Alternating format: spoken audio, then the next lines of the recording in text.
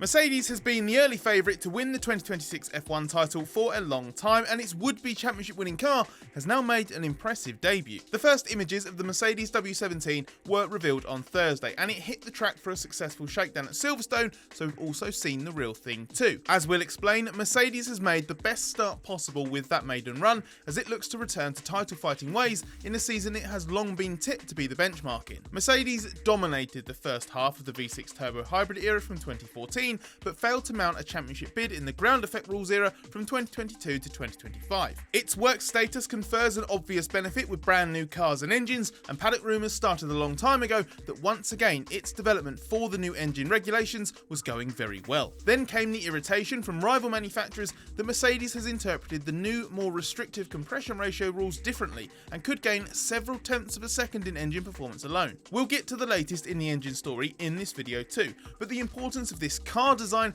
cannot be underestimated, because while Mercedes is the early betting favourite, it's been the second best Mercedes powered team for the last couple of years. Mercedes was usurped by customer McLaren in 2024 and lagged well behind it in 2025 as McLaren won both championships. So if the engine is the benchmark, will McLaren still have an edge, or is this W17 going to return Mercedes to its former glories? That depends on whether Mercedes comes unstuck by this set of rules in the way it never fully grasped how to maximise the generation of ground effect cars. The team will have its first clues already from Silverstone and get a better idea of what's working and what isn't at next week's private test at Barcelona. But in a little warning shot to the rest of the grid, Mercedes' brand new car and engine have hit almost 200 kilometres, the maximum allowed on such a filming day, straight out of the box, with George Russell and Kimi Antonelli driving. Mercedes trackside engineering director Andrew Shovlin called it a sensible first day.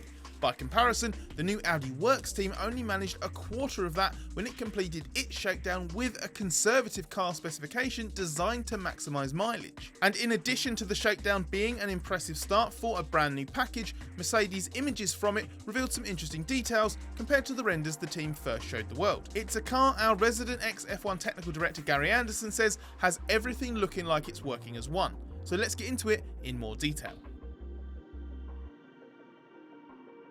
There's a new name on the Mercedes this year, as massive technology company Microsoft joins as a high-paying premium partner in a deal that, according to Sky News, could be worth up to $60 million per season.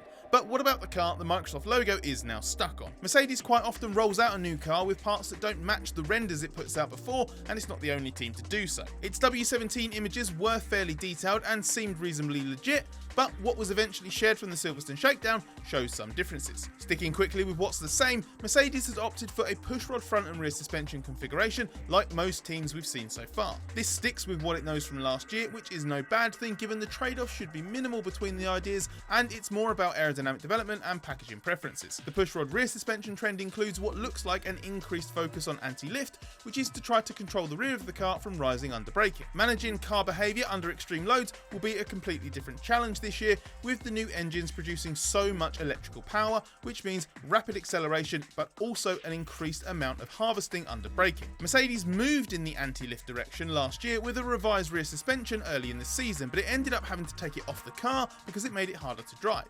It looks like it's back and even more aggressive, which, if so, means Mercedes is confident it can make it work and get the mechanical gains it missed out on before. The more stable the car's mechanical platform can remain under braking and acceleration, the more consistent the conditions in which the aero platform can work. And several aero surfaces are different on the real car versus the render. Starting with the front, the nose tip and how it connects to the front wing is slightly different, as are various fasteners between the wing elements and also the main plane. There's now a footplate shaped to wash airflow outside the front tyres, which wasn't there on the digital images too. Mercedes had a medium-sized dive plane on the outside of the front wing end plate on the renders, but like Racing Bulls, Mercedes didn't have one at all on its shakedown car. It's not a mandatory feature, so maybe it's considered superfluous, or maybe it's just not a part worth having on the car for the shakedown for some reason. What Mercedes does have is a lateral support device from the monocoque out to the forward fence. This support is permitted for structural reasons, but F1 teams are great for finding secondary benefits, and the question is how useful an aero device such a support becomes in its own right.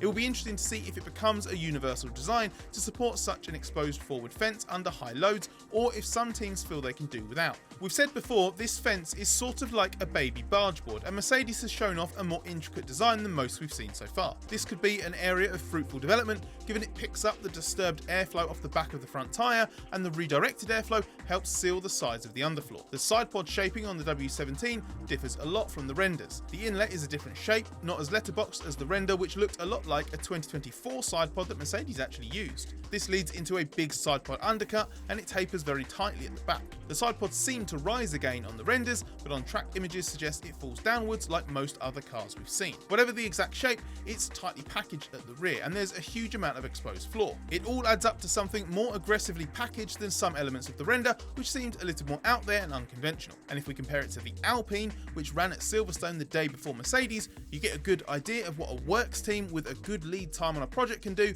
in terms of engine packaging around the side pod and engine cover versus a new customer that finished last in 2025. The braver a team is willing to be when there's a brand new engine to work around, the bigger the potential aero rewards. We'll finally start to find out who's got it right over the next few weeks, and you can be the first to know the inside track on F1's biggest shakeup in decades by joining the Race It Members Club, your F1 Paddock Pass for 2026. It's the perfect time to check out a 7-day free trial of the Members Club and see the true picture of what's happening in F1. Come behind the scenes with us for exclusive updates, expert analysis, and bonus podcasts just for you. Just head to the Members Club via the link below to claim your 7-day free trial.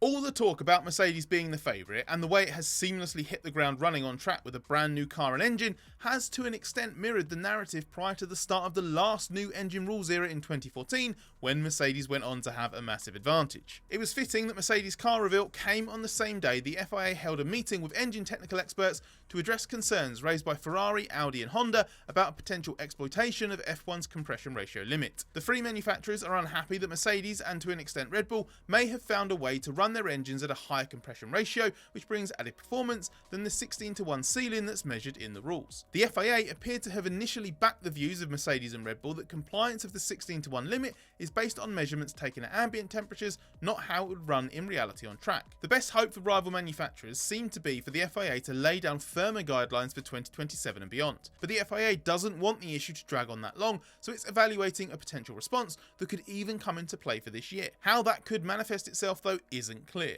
We understand they agreed in Thursday's meeting on a method to measure compression ratios when hot, which is the first step, but the next debate is whether this becomes the accepted procedure to implement and when. So nothing changes for now, and if that remains the case all year, rivals could try to protest at a Grand Prix or just accept they've missed a trick and set about trying to pursue that route as quickly as possible. F1's 2026 rules offer up potential for those manufacturers who are on the back foot to be given additional development opportunities in season, but even then it will take time. Once manufacturers have a design they want to pursue, it can take up to 6 months to produce the right high precision internal components, check their durability on the dyno, and bring enough new units to the race pool. This is why many believe that any Mercedes advantage locked in at the start of the season will stay intact for quite a while.